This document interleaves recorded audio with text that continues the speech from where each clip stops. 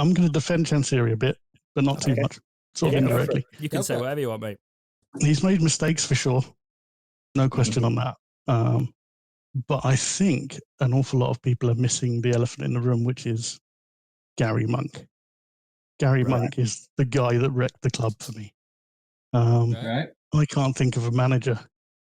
So I'm with, what was it? It was Dave on last, wasn't it? Dave. Yeah. I was at Highbury when we came down.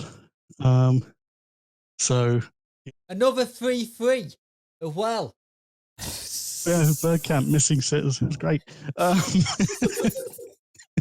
But yeah, so I've been following us a long time, and I can't think of a worse manager than Garry Monk. I can't think of anyone who's ruined. Interesting, because your era, I've heard the same thing. Not even Paul Jewell. A little amount. Oh wow.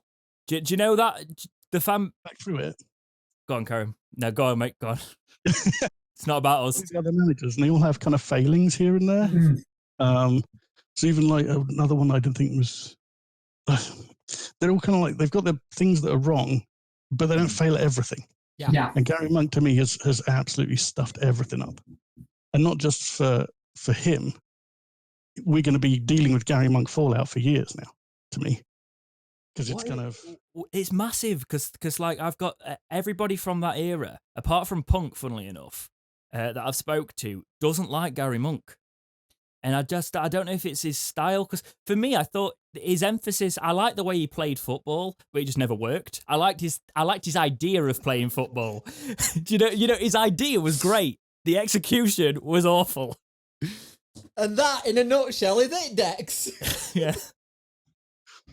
Well, but he's kind of, you said on, I don't know if it was the post-relegation video, I think you said, you look at the team on paper, and it's a decent team.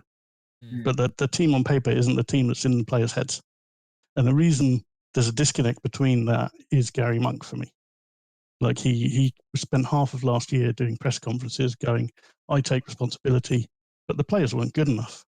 You know? Yeah. One of the things I haven't liked that Garry Monk could come out is that he took the Wednesday job to put two fingers up at Birmingham. And it's like, that's not what you do. And by the sounds of it, he didn't want to carry on the job at the end of last season. But I think he kept it because I think he knew we would struggle to get any manager in with that -12. Yeah, I think that was one. The decline after Christmas for me was just, it was mental. You know, we could have We went from a Jordan Rose hat trick to being third to like 19th at the end of it. Yeah, no, again, that's Garry Monk's handling of the players, though, isn't it? Jordan Rose scores a hat trick, plays the next game, doesn't score, gets dropped. So what do you think, apart from relegation, what do you think the damage is going to be then? Because you talked about lasting damage. What do you feel like that's going to be? Well, it's been that destruction of the mentality of the players. So like the Jordan Rose thing where he plays, doesn't score, dropped. Fizz got his first start, drew, got a couple of sub appearances, played a second game, lost, never played for Monk again. Yeah. He's just awful at handling the players, and that's, you know, you brought in David Bates. He's got more games for Scotland than for us. Which is ridiculous. I forgot about him. It's mental. He was here a year, played one cup game. It's like, come on. Yeah. Well, but he didn't get a chance to do anything. No. And these players were all just sat around in the dressing room going, what am I doing? Thought Izzy Brown would be his man and he wasn't. You know, like that's the thing with Izzy Brown. What did you think about Izzy Brown? Looked good those first 3 games, and then got injured and never quite came back. So, you know, it looked promising, though. I mean, those first 3 games were great with, like, Rhodes and Windass up front looked good. Izzy Brown was kind of, like, looking like he could be a player, and then, We had a bit of hope, and it eventually killed us all. Well, he changed it. He dropped Rhodes again, and there we go. Do you think Rhodes should have had a consistent place in the team, then? Yeah, you know I do. You've seen me in the chat, man.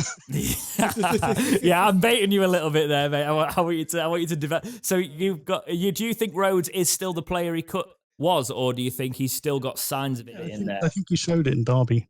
The Derby game summed it up. He put his body on the line as well. Most of our play was pinging out to the corner flag, going over people's heads and out of play, right? But when it did go in the box, Rhodes was fighting for it, got on the end of it. We got 2 goals from it. Yeah. Left the game with a cut on his face, I think. Kind of, we didn't really cover why Monk had messed the. Yeah, go for it. We got a couple of minutes before switching over, mate. I think Dave said that he left us in as good a place as we could be. Sorry, Dave. I love you, mate. We did. We started the season with no left back. No, yeah, that's a good point. Yeah, That's true. He went to Stoke. It didn't just hamstring us in the time that Monk was playing. Everybody since him had to play a back three. Yeah, because we couldn't do anything else. So then it's kind of, we're really predictable. Everybody knows how we're going to play because we can't do anything else. It's just a crazy thing to have done. Plus locking Westwood out of the team, out of the squad. Yeah, that was one of the most monumental. Why have two managers done that? I don't get that. Yoss, I don't know. But Yoss didn't have a clue anyway. To be fair, the left we talk about the Yoss, the better. Yeah, it's a good point. He wasn't really a manager. Apparently he just used to sit on the sidelines and go, "Let's play football." That was his motivation. He did his job right. He kept us. He stabilised us that season. Yeah, that was his job. Yeah. And then he went. So fair enough. I'm not big against Joss, but yeah. Monk, you hate the man. Well, I do, but yeah. I wouldn't mind actually just doing an episode on the whole Monk situation at some point. No, it'd be good. We've got plenty of time. Yeah, definitely. But what do you think so what's your before we swap over, mate? What's your biggest gripe with Monk then? If you had to narrow it down to one thing. He's been the kids off.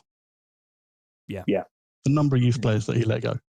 Yeah. Right now, going into League One, you have a decent 11, you fill the rest of your squad out with kids.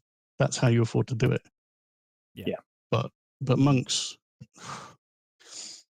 what?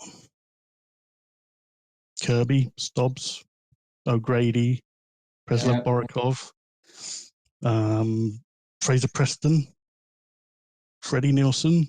All these guys who were kind of on the edge of the team, probably forgotten some. They were all like right there, had fringe players, and they were the guys who would step up and fill out that squad in League One now. But they're all just gone.